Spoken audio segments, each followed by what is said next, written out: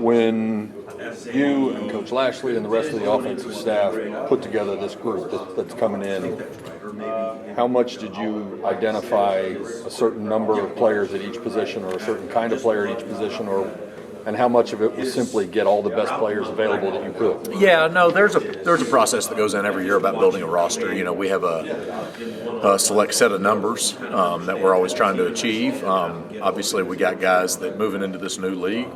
Coach challenged us in a big way to, recruit as if we're playing in a power, 4. And when we started recruiting this class, and honestly, when we got a bunch of these commitments, we still hadn't played a game yet in this past season. So I think that really helped us through the recruiting process through the course of the fall of continuing to, displaying what we had told them headed into this thing about what we believed about the program and doing that. But we always kind of start with a set of numbers that we knew, and it's based on a number of things, based on a number of factors. It's based on outgoing players. It's based on 2 classes really worth of outgoing players. To see who's available and ready to play. There's a new challenge, I think, especially moving forward, but even in this class too, as we wanted to sign guys that could potentially show up in the 2 deep when we start game 1 next year. And so I think that we went out and we had high goals and obviously hit on some guys that believed in our vision, and then they were able to see real time,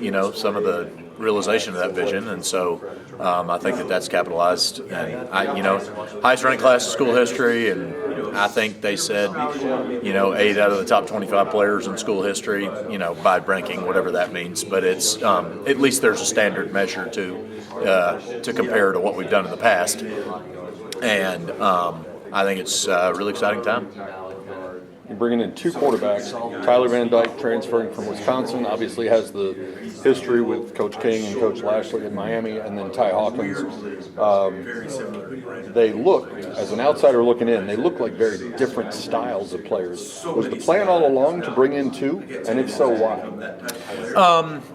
One, I think that if you look over the historical, if you look at our offense through history here, we've had success with a number of different style of quarterbacks.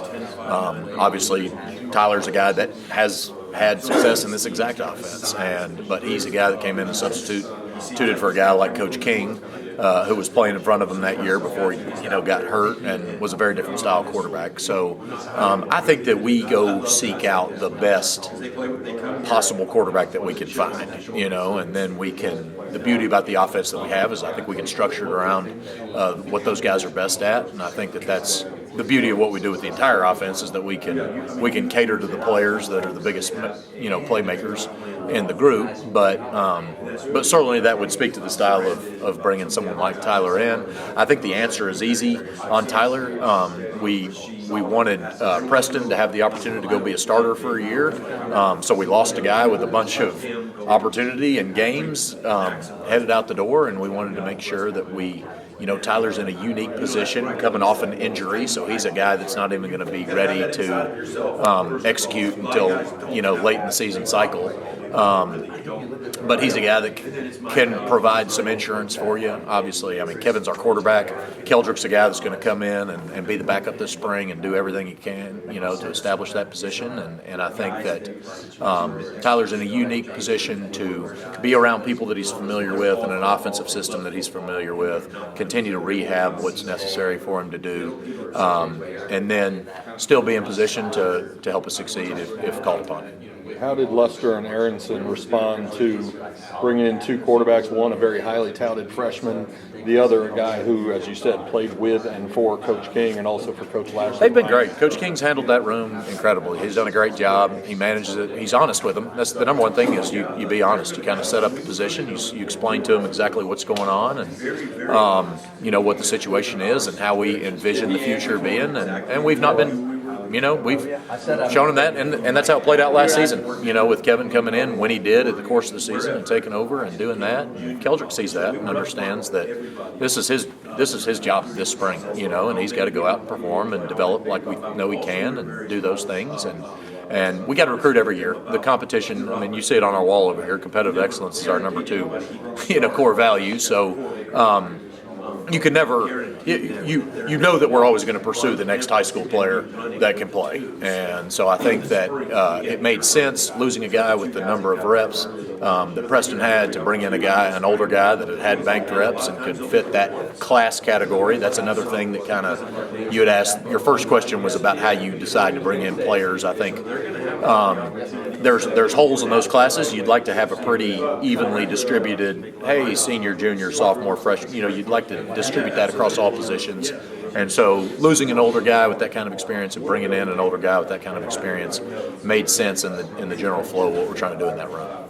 In addition to your role as offensive coordinator, you're also obviously the tight ends coach. And you may have the deepest tight ends room in the country, if not at least the conference. You added 2 in Devin Martin and Miles Uter. How would you describe them? How are they different from each other? Well, I think very different. I think that, one, I think you're exactly right. I think we got a chance to have the best tight end room in the ACC. So really excited about those guys. I think we've got 4 proven guys that can come in and play. We got a chance to bring in Devin, who's a little bit older, again, filling a role in that middle class where we need him. He's a fantastic athlete that's really pretty new to the position, and I think that he displays some of the same athleticism that you see out of Adam Moore. It's kind of it's kind of a raw athleticism that we got to make sure that we get in here and tame and teach the position. But if we do that, then you got a chance to have a playmaker in space that does some really good things. Miles, a consistent traditional tight end that can come in, is going to provide good depth for us while he watches these really great players in front of him perform for a year or so while he develops and digs his heels in there and does a great job. Miles did a great job on the camp circuit last year, came in and proved what it is that we need out of that role in this particular class. Again, we've got 3 rising seniors. You got Adam, who we were able to support a red shirt. He'll be a sophomore in this coming class. Now you bring in Devin and them, and it kind of starts balance with those 3 seniors. It starts to balance our classes out the way we need to. When we're talking about quarterbacks, you mentioned Alex Van Dyke obviously played with Coach King and for him and with Coach Lashley, and that obviously had built-in relationships for you as far as recruiting. With Miles, his older brother Graham already plays for you. How quick was that recruiting process? Well, I think that was something that they wanted to do from the very beginning, but it had to be an independent process in and of itself. We had to independently evaluate him and make sure he was the right fit for what it was that we wanted to do. I think that there was an eagerness from him and his family to, when he finally did land the offer in late summer, he was eager. He knew what he wanted, and he came in there and earned it and earned the opportunity to do what he's done, and we're looking forward to him getting here and going to work right away. So it's a fast-moving game, and he's got to come in here ready to compete. You add these 2 tight ends. You're getting R.J. Maryland back from his injury. It looks like you're going to have Stone Eby and Matt Hibner back.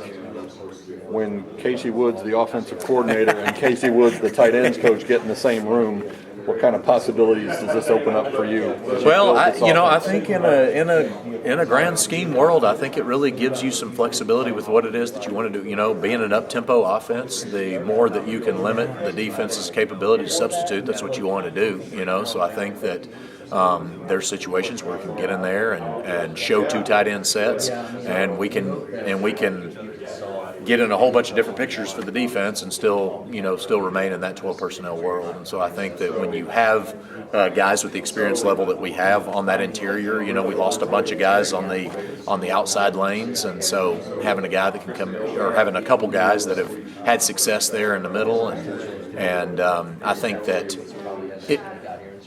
tight end is the most versatile position on the football field, and I think that having versatile players allows you to be versatile in your offense. And we're really excited about them. They're going to have to be great leaders for this team. They're going to have big springs to make sure that we can digest the entirety of the offense with what we want to do. And now that this is Kevin's first full year as a starter, then he's got to get comfortable with all those guys being in the game at any time.